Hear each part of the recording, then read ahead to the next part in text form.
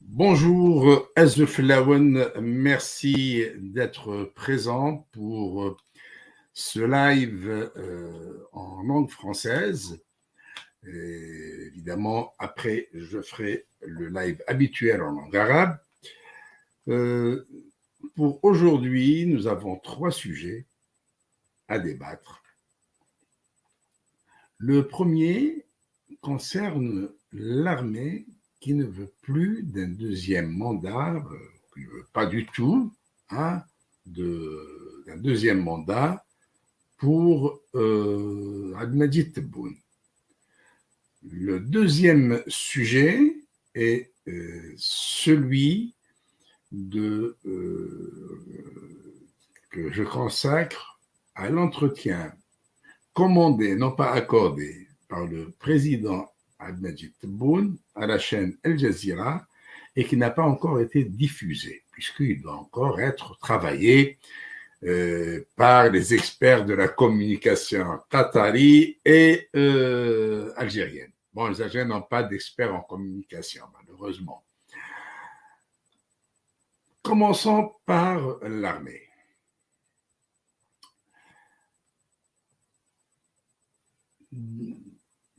On en parle depuis quelque temps d'un deuxième mandat pour Tebboune. Évidemment, Tebboune n'est pas maître de son destin. Ce n'est pas à lui de décider s'il doit faire un deuxième mandat ou pas.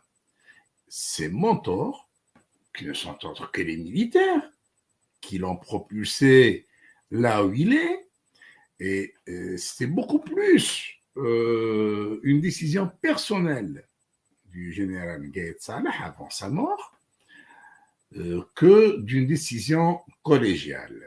La preuve, c'est que l'armée était divisée pendant l'élection présidentielle de décembre 2012, puisqu'on voyait, et aujourd'hui il l'a payé en tous les cas, comment la sécurité intérieure, dirigée par un arriviste plutôt, le général-major Wassini Bouazza, un bonhomme complètement étranger à ce corps de sécurité, et il a essayé de déjouer les plans du général Gaïd Salah en misant sur Ezdin Mihoubi, l'ancien ministre de la Culture. D'ailleurs, la campagne électorale de Abdelmadjid Tebboune a été complètement sabotée. Il n'a même pas pu mener une campagne normale, comme les autres candidats. Et en pleine campagne, on lui sort le dossier de son fils qui était en prison pour corruption et non pas pour la cocaïne, comme le laisse entendre l'opinion publique algérienne. Donc, on a sorti cette histoire en pleine campagne électorale juste pour casser Tebboune. On lui a si retiré dès le premier jour. On a enregistré la défection de son directeur de campagne qui était ambassadeur à New York, est venu spécialement pour mener la campagne et diriger la campagne d'Abdelmadjid Tebboune. Et finalement, le bonhomme a fait défection à la dernière minute, comme l'ont fait d'autres supporters de Tebboune. Et finalement, Gaïd Salah a décidé que ce soit Tebboune qui sera le locataire du palais présidentiel de Mouradia pour un quinquennat. Tebboune a pris goût et aussi a peur de se retrouver à la fin de son mandat en prison, comme le sont beaucoup d'autres généraux. Parce qu'aujourd'hui, entre le pouvoir et la prison, il n'y a qu'un pas qui est franchi allègrement, quelle que soit la position ou le statut de la personne qu'on veut envoyer en prison. Donc, Tebboune tente tant bien que mal de s'installer, de plaire d'abord aux militaires, il ne fait rien contre eux, et tout ça pour briguer un deuxième mandat. mais les militaires ne semblent pas satisfaits de lui et il y a aussi d'autres raisons que j'évoquerai tout à l'heure. D'abord, qu'est-ce qui nous fait dire que les militaires ne veulent plus d'un deuxième mandat pour Tebboune? Il y a des indices à cela. Premier indice, la manifestation du 19 mars qui a ramassé quelques larbins du régime et quelques pauvres haragas à qui on a promis passeport, régularisation de situation et à qui on a donné quelques petites sommes de 50 euros, même pas 100 euros, hein. La majorité n'ont même pas touché les 50 euros. D'ailleurs, ils étaient tous venus dans le but d'obtenir un passeport, parce qu'ils ont besoin de passeport. Or, on ne peut pas délivrer de passeport à quelqu'un qui est en situation irrégulière à l'étranger. Donc, quelques haragas, quelques affidés du pouvoir, et le tour était joué. Au départ, il était question que ce soit une manifestation de soutien à Tebboune. C'est-à-dire, on va scander des slogans favorables à la personne de Tebboune. Quelques jours avant, on annonce que ce sera une manifestation qui va réclamer la pénalisation du colonialisme. Quelque chose de trop tiré par les cheveux. C'est pas... On ne vient pas en France et réclamer la pénalisation, réclamer à son pouvoir, hein, au pouvoir d'Alger, la pénalisation du colonialisme. C'est le monde à l'envers.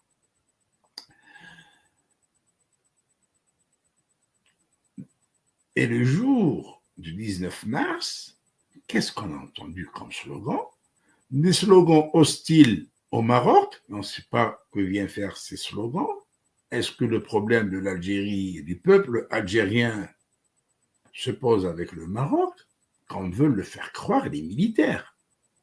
Parce que les militaires font de l'hostilité envers le Maroc un fonds de commerce pour se maintenir au pouvoir, pour continuer à faire des dépenses astronomiques en matière d'armement, puisque c'est connu partout dans le monde, c'est pas propre à l'Algérie, c'est partout dans le monde, dans toutes les transactions d'armement, il y a une ristourne, il y a des dividendes, il y a des pots de vin qui sont versés aux vendeurs, par le vendeur à l'acheteur, et notamment à l'intermédiaire. Il y a toujours des intermédiaires dans ce genre de transactions.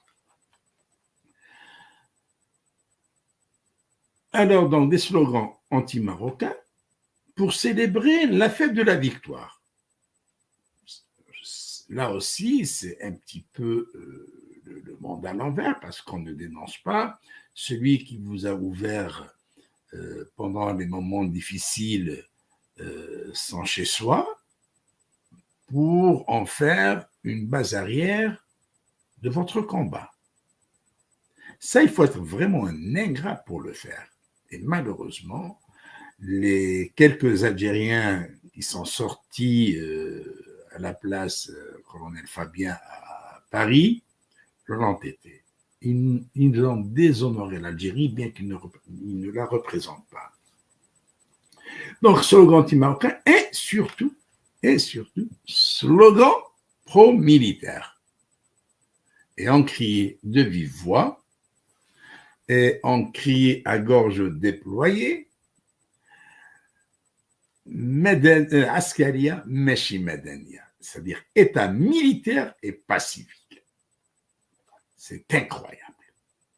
On célèbre le jour de la victoire en appelant à l'instauration d'un État militaire, c'est-à-dire un État dictatorial, c'est-à-dire un État où il n'y a nulle place à la démocratie, à la liberté, alors que 1,5 million de martyrs se sont sacrifiés pour cette liberté et cette démocratie, pour que l'Algérien vivent dans la dignité. Et voilà que quelques garnements viennent appeler à l'instauration d'une dictature militaire. Être dans un État militaire, ça veut dire qu'on ne sera jamais dans un État de droit. Parce qu'il n'y a que dans un État civil qu'on peut être dans un État de droit. Par contre, dans un État militaire, on est dans une réserve. Par conséquent, ce sera un État régi par des ordres de militaires qui ne connaissent rien à la gestion de la vie d'une nation. Voilà. Premier indice, donc, on a appelé à l'instauration d'un État militaire carrément. C'est-à-dire, on n'a pas été avec le dos de la cuillère. On criait, on scandait, à tue-tête, Askaria, Meshimadania. C'est clair, net et précis. Aucun slogan favorable à Tebboune, aucun slogan pro-Tebboune, rien du tout. Le deuxième indice, c'est qu'il y a un site internet qui appartient à un journaliste qui se dit journaliste d'investigation et qui, depuis quelque temps, est à l'arrêt puisqu'il avait confié aux militaires et on voyait que ces militaires commençaient à écrire, ils s'attaquaient, je ne sais même pas pourquoi, à des journalistes, dont moi-même, à des hommes politiques, ils s'attaquaient à eux sans raison. Alors que le but de l'existence de son site n'est autre que de faire de l'investigation pour démasquer tous ces prédateurs de l'économie algérienne, ni plus ni moins. Évidemment, ce site est à l'arrêt depuis quelques jours, mais 3 articles viennent d'être publiés sans grand intérêt. On parle du PDG d'Air Algérie qui a été interdit de sortie du territoire national, cela, mais il n'y a pas quelque chose de fort comme d'habitude. Et on voit le propriétaire de ce site, Abdussamar, appelons-le par son nom, on n'a rien à craindre. Ce sont des faits têtus qui sont là. Qui, dans ses vidéos YouTube, eh bien, il n'hésite pas à tirer à boulet rouge sur Tebboune. Alors qu'un certain temps, il le caressait dans le sens du poil. Parce que bon, ça c'est la spécialité de notre ami journaliste d'investigation. Chaque jour, il prend position dans un camp donné. C'est pas nouveau pour lui.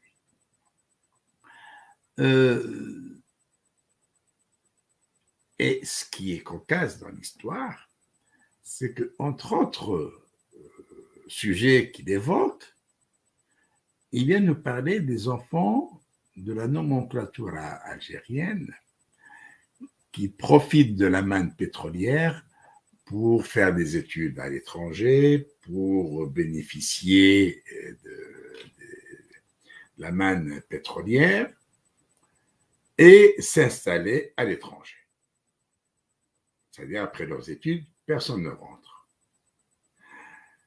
Et entre autres privilégiés de ce système, le fils du général d'armée, le patron de l'état-major de l'armée, sans citer son nom, il dit le fils d'un tel général, du général Chengueliha, qu'en quoi lui aussi il a étudié, il dit depuis 2018-2019 qu'il est en France, il a soi-disant étudié. C'est-à-dire, il va pas le caresser, dans le sens du poil, il va pas faire ses éloges, il va pas dire du bien directement de lui, mais il a un point à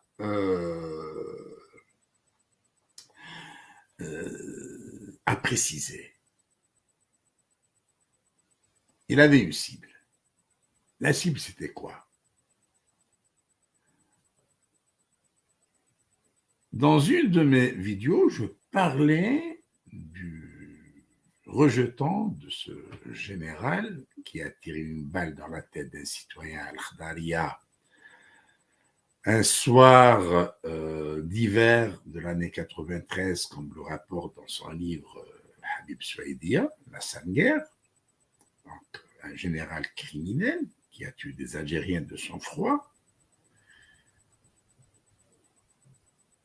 J'avais donc parlé de son fils en donnant une information somme toute banale, en disant qu'il s'était paxé un ressortissant français. C'est son droit le plus absolu. Je n'ai ni à le féliciter, ni à le blâmer, ni à le condamner, ni à lui tresser des lauriers. Ce n'est pas mon problème. C'est son affaire à lui. Mais j'ai donné l'information parce qu'il s'agit d'un officier supérieur de l'armée algérienne. Ce bonhomme a le grade de commandant. Il est en quelque sorte déserteur. Il devait retourner en Algérie après une année ou 2 années d'études. En France, évidemment. Alors, notre ami Abdou, dans sa vidéo, il répète 4 à 5 fois que ce commandant s'était marié en France à une femme française. Et il précise à une femme française. Là, déjà, il faudrait rappeler à notre ami journaliste d'investigation qu'il est interdit pour un militaire, de surcroît un officier supérieur, de se marier à une étrangère. Ça, c'est strictement interdit. Et avant de se marier, on doit faire l'objet d'une enquête. C'est-à-dire la femme qui doit épouser un militaire doit faire l'objet d'une enquête, en plus d'une batterie de tests médicaux. C'est la règle. Je connais très bien, je sais de quoi je parle. Donc, même si c'était marié à une Française, ça ne devait pas se dire. Et notre journaliste d'investigation ne doit pas le clamer haut et fort et le répéter plus de 4 ou 5 fois.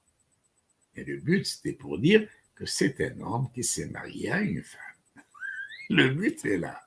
Donc, dépoussiérer en quelque sorte ce général Chengueriha qui le passait, qui est devenu aujourd'hui le seul maître à bord de l'Algérie, parce que Tebboune ne fait que ramer, et il tient les rames. Il n'est pas maître à bord, ça c'est ni à bord ni à tribord. Alors donc déjà, on charge ce journaliste d'investigation de discréditer Tebboune et de donner de l'importance à l'armée. D'ailleurs, il l'a déjà fait auparavant, quand j'avais dénoncé Hussein Boulahia, le général Hussein Boulahia. Eh bien, le bonhomme, il s'est accroché pour dire que Hussein Boulahia a été à la retraite, il n'a rien à voir dans ces histoires, que ceci, que cela. Il défendait à mort Hussein Boulahia sans l'avoir jamais rencontré. Et même quand on a donné le nom d'emprunt qu'avait pris Hussein Boulahia, qui a été annoncé lors de la cérémonie de l'attribution des grades, il avait tout fait pour dire non, c'est pas lui. C'est comme s'il connaissait les deux. Eh oui, puisque notre ami est passé entre les mains des barbouzes, entre les mains des... c'est pas moi, on peut même pas les appeler des militaires, des bidas. Je préfère dire des bidas.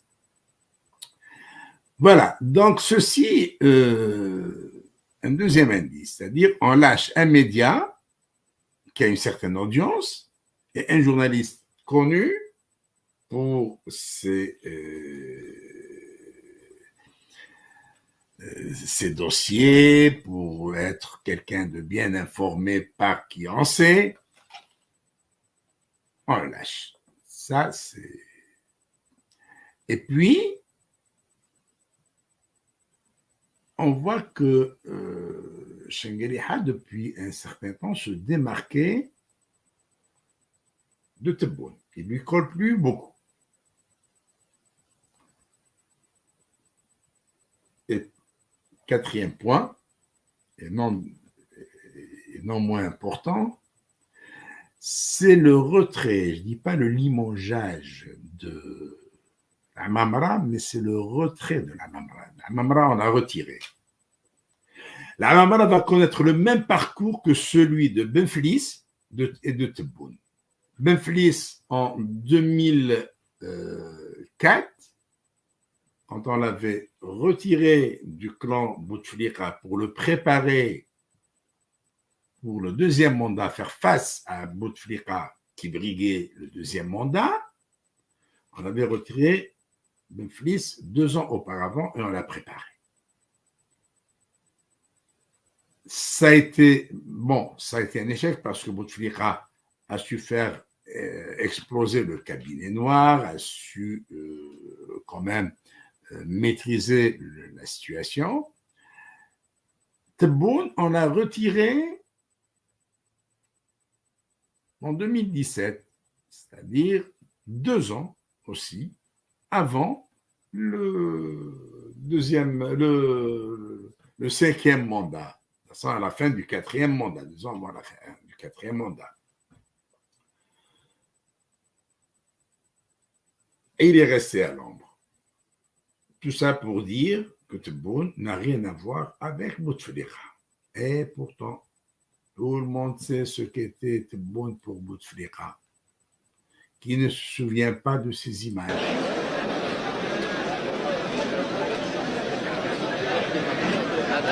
Regardez comment M. Tebboune va ramper 4 pattes, voir de Bouteflika, pour aller dans une accolade et ensuite les ailes. Donc, et aujourd'hui, Tebboune continue à dire qu'il n'a pas fait partie du gang de Bouteflika, alors qu'il était un élément principal. Il a vécu 17 ans à l'ombre de Bouteflika. 17 ans, il a occupé 2 ou 3 portefeuilles ministériels. Donc, on retire la Mamra pour 2 ans et ce sera le potentiel successeur de Tebboune, parce qu'aujourd'hui, on ne voit pas. C'est-à-dire, il y a une désertification de la scène politique algérienne. Donc, on a la Mamra. La Mamra, c'est connu, c'est le bonhomme obéissant, comme il faut. Aucun danger. Il ne représente aucun danger. Il ne risque pas de se retourner contre les militaires. C'est la même chose pour Tebboune. Mais ils ont besoin de quelqu'un d'autre. Tebboune ne doit pas rester encore parce que Tebboune a d'abord un bilan nul. Nul. Il n'y a rien dans son bilan. Et si on le maintient, ils ont peur qu'il y ait encore une réédition du Hirak contre un deuxième mandat. Donc, pas de deuxième mandat. On ne va pas provoquer le peuple par une réédition en amenant à faire une réédition du Hirak. On ramène à la Mamra. La Mamra, bon, c'est le bonhomme donc, qui est obéissant, qui va exécuter, c'est un bon exécutant, et a une carte très importante, a un atout. L'atout, c'est qu'il est kabyle. Le boycott de la présidentielle de 2019 par la Kabylie, un boycott qui reste dans les annales de l'histoire. 0% participation à Tizi Ouzou Abdjer. Ça, il n'y a pas à dire. Donc, ça reste dans les annales. Avec la Mamra kabyle, on va dire kabyle, voilà. Pour une fois, on va avoir un président de la République kabyle. Et là, on peut jouer sur le terrain du régionalisme et notamment titiller la fibre kabyle pour amener nos concitoyens kabyles à ne plus boycotter les élections. Et ainsi, il en sera fini de Tebboune.